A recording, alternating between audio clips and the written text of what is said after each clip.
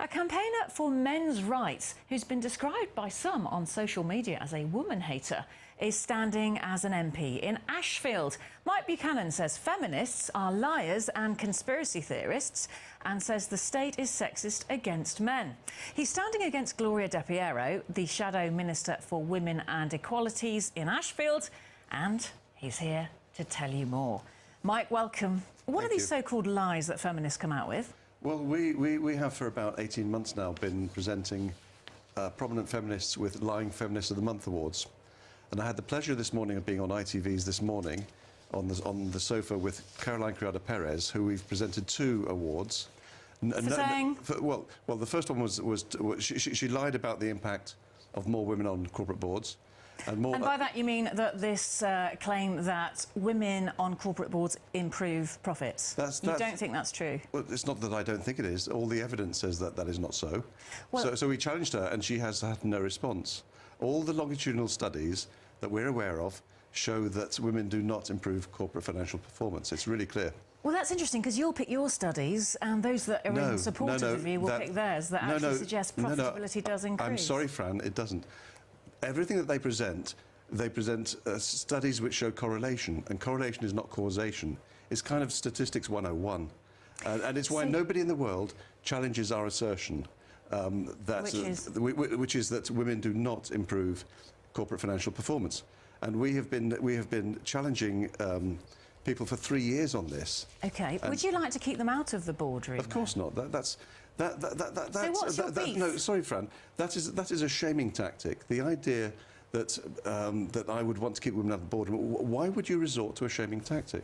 Well, why would you bring up the fact that people are saying that women are an advantage in a boardroom when you're saying they're not? I mean, but they're not. But the facts say they're not.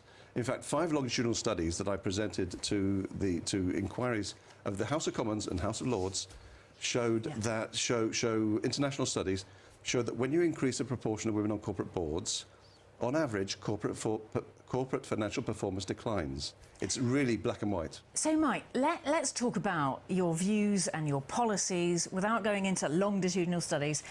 You believe that in a workplace, men work harder than women? It's not what I think, Fran. It goes back to a study or a report in 2000 by Dr. Catherine Hackim, a world-renowned sociologist. And she published a paper in 2000 called Preference Theory. And she found in Britain that 4 out of 7 men are work-centred, and work here being paid employment, and only 1 in 7 women is work-centred. Women want balance in their lives. Why does that suggest that in a workplace a man is working harder than a woman? That simply says that given the choice, a woman would like to look after children more than men, perhaps? Well, of course. Well, why does that mean that women don't work as hard? Well, if women want to spend more time with their children and with their families, as they do, compared to men, that will necessarily have an impact on their advancement in the workplace. You know, choices have consequences, and women have to realise that if they want to spend more time with their kids and family, which I applaud, there's no reason they shouldn't, but they then cannot expect to be 50% of FTSE 100 directors. OK, interesting point. Let's go on to one of your policies, which suggests that when awarding custody to men or women, men should have half the time with the children, women should have the other half of the time. Yes. How does that fit with 4 out of 7 men being work-centred and 1 out of 7 women? Well, if you look through that, again, it's one of 20 areas in our manifesto. But the idea is that's a starting point. But these men, if they're centred on their work, you are assuming that men want to have primary care of children for half of the time. No, it's a starting point. But the reality is, for most men and women with children, that they will come to, or could come to an accommodation where the woman spends more time and with the children, and there's no problem with that. So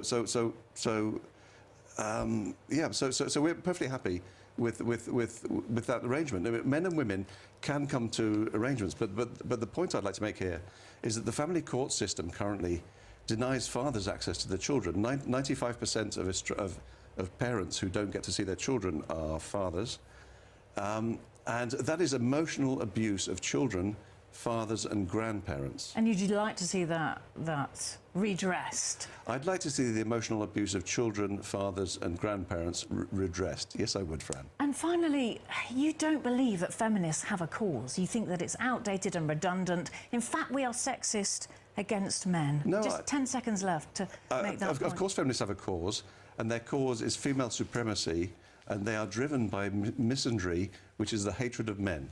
You've chosen Ashfield to stand in. Why is that? Because it's one of 3 highly marginal seats, adjacent to highly marginal seats near Nottingham. And it's, as you say, Gloria De Piero, Minister for Women and Equalities.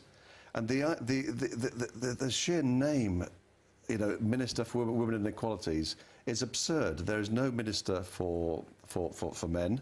So you think there's inequality, but actually men are the victims of it? Yes, indeed. I mean, our election manifesto shows 20 areas where men and boys are disadvantaged by the state, by the state's inactions, by the state's actions and inactions. And for 5 years now, I've been asking feminists to point me to one area where women and girls are disadvantaged by the state, and in 5 years, not one suggestion has come forward. Perhaps they would believe that there is a long-standing institutional prejudice. There's been an unlocking, if you like, of the power that they believe men have held, and therefore there doesn't need to be a state prejudice in their favour. This is all about redressing the balance. That's what feminists are after. But you think that they are... Well, if we're going in for retributive justice, then we should be giving, I guess, black Americans a white slave each. Let's talk about Nottinghamshire. Let's talk about Ashfield then. Why should the people of Ashfield vote for you? Have you been to Ashfield before? Yeah, of course. And so why should they vote for you? Because we are the only political party in the country, and in fact across the English-speaking world, that fights for the human rights of men and boys.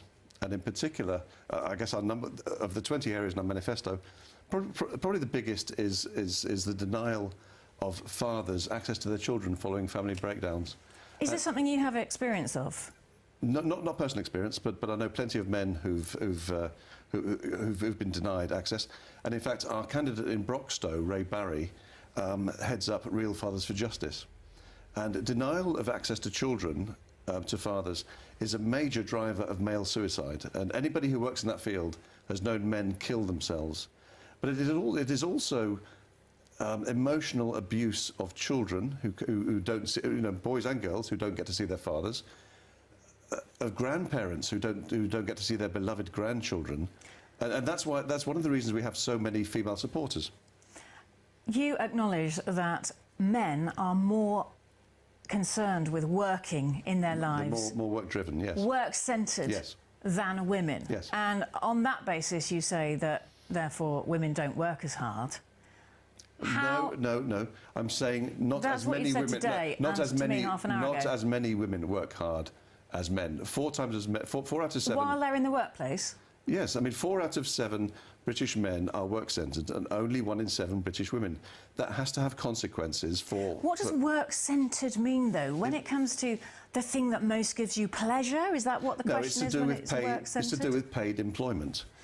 So I'm still not clear. You're saying that women have a desire to be at home more than men? Yes, it's perfectly Women have a desire natural. to look after children more than men?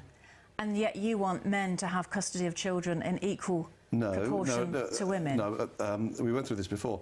That's a starting point, but I'm saying that in the case of most couples could come to an accommodation where the woman, spends more time with the children, and that is just a natural way. Women are happier to do that, and in fact, study after study shows that although men and women would both prefer to work less hours in paid employment, far more women would prefer to work a lot fewer hours, because they want to spend time with children and family. There's no problem here. Yes, so in other words, when judges are giving women more time with children than men, I can't see why you're saying that isn't a fair assessment then of the lifestyle and the choices of men and women. No. Would men want to be the primary carers of children and go to work and sit in traffic and plan the menus at home and take the children to school and so on. No, clearly not. But no, our beef is about access to children more than custody. And the reality is that family courts deny fathers access to children. We have supporters who've spent over £100,000 trying to get access to children. Some have succeeded, some have failed. It's a lottery. OK. How many men can afford £100,000 to see their children? It is cruel. Mike, I'm sure we'll talk some more and the voters will make their own minds up. Thank you. Thank you.